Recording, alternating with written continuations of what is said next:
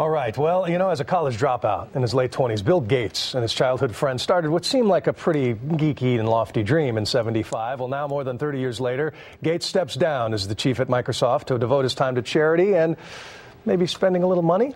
David has more on that. David? Bill, the Gates Foundation already gives away an astonishing $800 million a year to global health initiatives, among other contributions. But Gates's fortune is truly hard to get your head around. Forbes puts his net worth at $58 billion. That's billion with a B.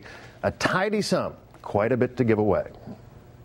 Think of it this way. Over 33 years, Bill Gates' wages at Microsoft were the equivalent of $850,000 an hour. $14,000 a minute.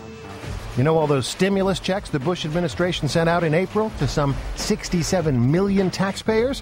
Gates could afford to cover the entire tab and still have $1 billion left over. Obviously, he could do a lot of good with that money.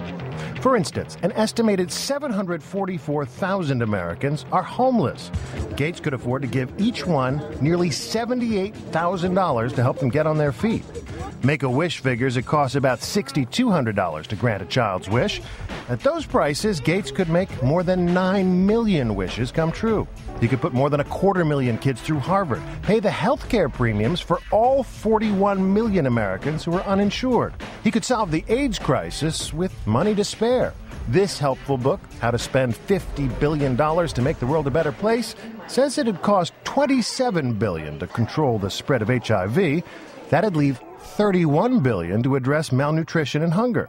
If he wanted to, Gates could pay the salaries for the president, the vice president, both houses of Congress, and the Supreme Court for 650 years. High gas prices? Gates could afford to give every American $190, enough to fill more than 700 million SUVs. Or he could buy 557 Picassos, 464 Palm Beach mansions, the Knicks, the Lakers, the Bulls, the Pistons, and probably the rest of the NBA too. And if he wanted to buy a 30-second ad during the Super Bowl, somebody figured out he could afford 6.5 days worth of airtime.